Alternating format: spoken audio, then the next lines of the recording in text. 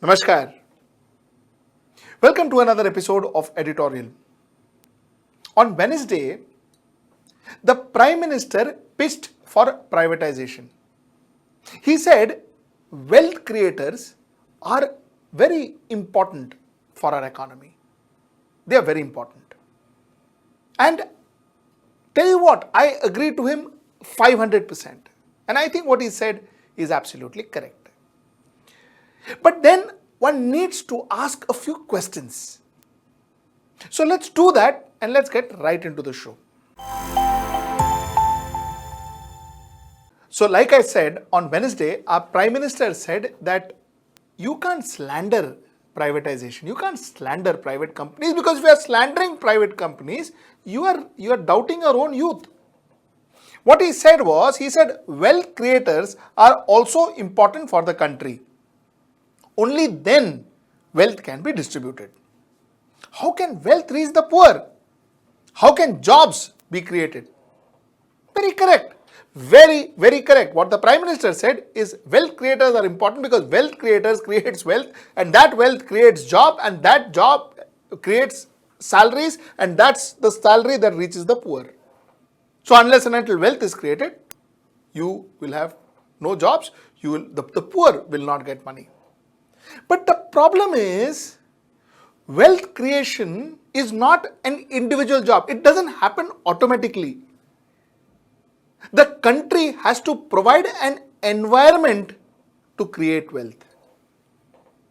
Unfortunately, what we have seen in the last few years, or maybe in the last 6 years, is that there has been more regulations, more compliance, more enforcement that has clamped the concept of creating wealth. You see, wealth creation is a mindset. Entrepreneurship is a mindset. And that mindset needs to be created by the government of the day. The mindset is created in the environment. That is the environment where there is certain amount of confidence that is given to youth, or that is given to entrepreneurs, to go out there and make your money. Here, unfortunately, what we are seeing is, even before you start, there are 1,000 compliances that you have to fill. There are 1,000 compliances that you have to take care of. And somewhere down the line, the Prime Minister needs to know this and hopefully correct this, is that when you start a business, you are made to feel like a thief right from the day one. That everything that you are saying is false. For everything you have to provide a proof. For everything you have to stand in front of a babu and tell him, no, this is why I am saying this, this is why I am saying this, this is my paper, this is my documentation, this is how I am making money, this is how I am spending money, so on and so forth.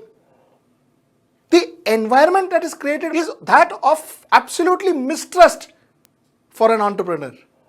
So while the Prime Minister, what he's saying is absolutely correct, and I completely agree to him, but what he also needs to understand is, if he wants to create this wealth creator, he has to break the shackles, allow the wealth creator to go and create wealth for the nation, and therefore ensure that the wealth is distributed in the people, therefore ensure that create more jobs, therefore ensure that the last common denominator gets money. But that's the point number one. The point number two, our Prime Minister said if the public sector is important, so is the participation of private enterprise. Should member of the IAS alone be tasked with everything? Have we entrusted the IAS with running fertilizer factories and chemical enterprises? Then they are supposed to fly planes as well? What type of capability have we acquired by handing over the country to babus? Babus belong to us, and so do the youth. The more opportunity we give to our youth, the more we will benefit. What capability or what skill sets does a babu have to operate an airline? That way, what skill sets does a minister have to operate that airline? Yes, absolutely correct. I told a few days back, you have a babu, you have an IAS officer who is a collector, who is collecting revenue from the district, and a few days from there or a few years after that, he is made to head a dairy farm company or a fertilizer company. Yes. What skill set does he have, except for the fact that he's got an IAS written in after his name? So yes, the question that the Prime Minister asked is brilliant. The question that the Prime Minister is saying is absolutely correct, and if he manages to kind of get this away, he will be doing a great job to the nation. But the fact is, what he also needs to understand, that the governance and the policy making is not just the Babus alone, it's also the minister. So the agricultural minister, what does that agricultural minister know about agriculture is also very important, because at the end of the day, he is the one who is formulating the policies, mind you. A health minister, how much does he know about pharma is very important, because at the end of the day, he is formulating the policies too.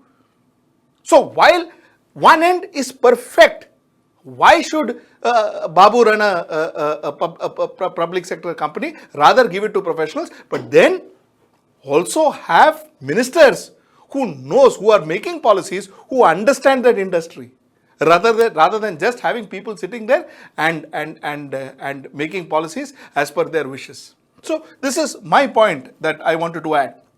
Another very important thing he said is, how can we exclude the private sector? There may have been a time when government slandered the private sector. The world has changed now.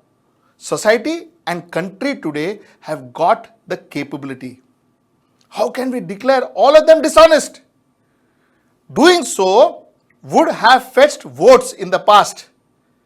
But the world has changed now. Everybody has got potential and they should also get the opportunity. We should not declare them dishonest. This culture is not going to work now. Correct, Prime Minister. Yes, I remember in 2013, in 2014, Ramdev Baba was sitting on Ram Leela Maidan to ask for black money to come back. I remember when the whole world, the entire political narrative was, there is a lot of black money outside and people can get 15 lakh per person if those black money comes in.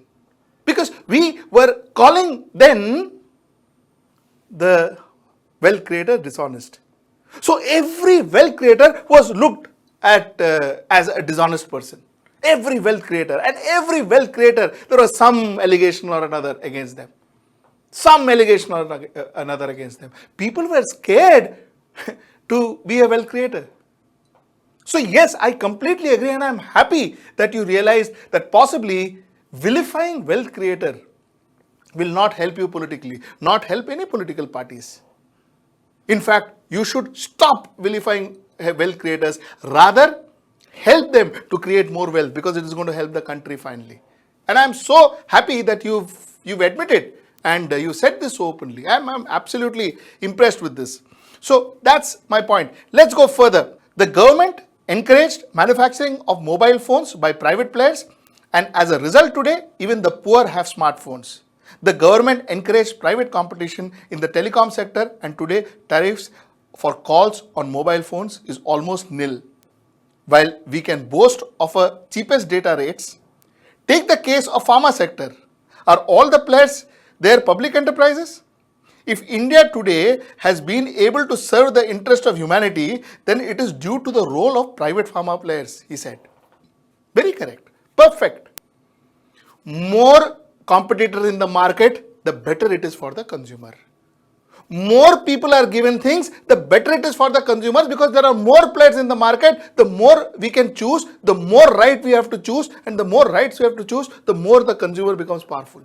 Why is where in telecom sector, which you spoke about, we had hundreds of players, and today we have reduced to 4 or 5. Airtel, Vodafone, Idea. Vodafone and Idea now are one. So Idea have taken over Vodafone. So Airtel, Idea, Vodafone and Jio. Where are the other players? Where are the other players? So somewhere down the line, the idea is perfect. He got it right. More players, better for the consumer. But in certain markets, we are seeing the players shrinking. Remember, once upon a time, the number of airlines that India had? Modi, Luft and Jet and that and this and now. So the fact remains that it is a great idea to ensure more and more people come, manufacture in India, sell in India, so that it helps the consumer. For which the government has to make the playing field conducive. the playing field even, and the playing field fair. Fair for all the players. Finally, the consumer is the king. To help to ensure that the consumer gets the best, the world should be coming here, manufacturing and selling it to us. Fantastic idea, a brilliant idea that will ensure that we make more jobs, that will ensure consumer gets the best. But the moment you restrict players, not by stopping others, but by ensuring that somebody gets a better deal than the other, the moment you do that, then there is no competition. So what you say is right, but then that has to also be put into practice. That's going to be very, very important. India is proud of the role of private sector in national progress and in enhancing India's prestige globally. Look at vaccines. If India today is proving useful to the cause of humanity, it is because of the role of private enterprises, and we should trust the youth of our country. You see, yes, Prime Minister, what you said is absolutely correct. But there's a very important factor that I think you need to know. First and foremost is every year, we should have a count on as to how many new players are entering into the top 100 companies of India. If your top 100 companies are going to remain the same, then it is still, in a way, crony capitalism. Because new companies will never become big. It is the same old companies that will be there. Number one. Number two, you see, when things like ports, things like airports, things like energy, when these are privatized, you see, it will be a great idea if there are 20 companies owning these. Like I said, and like you said before, if there are more brands, then the cost reduces. But when there is one company controlling all the airports, when there is one company controlling all the ports, when there is one company controlling all, assuming one company controlling all the energy, what really happens is, where is the choice to the consumer? Number one. Number two, where is entrepreneurship then? Like I said before, we will always have our top 10 fixed. That will be, you can set it in a marble and put it up there. Top 10 companies. It will never change. Our youth will be empowered. We will be proud to say that we are empowering, and we are giving a fantastic environment for entrepreneurs if that top 100 changes every time. If there are new players from nowhere coming in the top 100, therefore you can say that, listen, we are creating a fertile environment for entrepreneurs to make business, to create wealth, and to become big. Where are those new players? Where are those new brands? Where are those new names?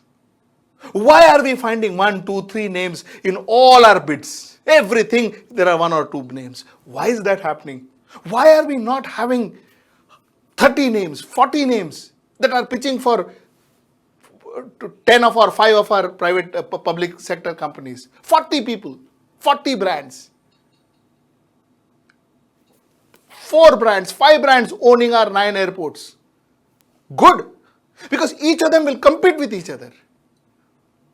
4 brands, 5 brands owning our ports. We are good, because each of them will compete each other. 3 brands, 4 brands owning the energy, because each of them will compete with each other. And when each of them competes with each other, the consumer benefits. Your electricity bill will come down. You got the fundas right, Prime Minister. You got the fundas right. My only question to you is, humble request to you is, there's no question, my humble request to you is, please implement this. Please implement this in letter and in spirit. And if you do that, what you're saying is absolutely correct. Privatization can take this country forward. Privatization can create wealth. Wealth creators can create a more robust and a more prosperous economy. Absolutely correct.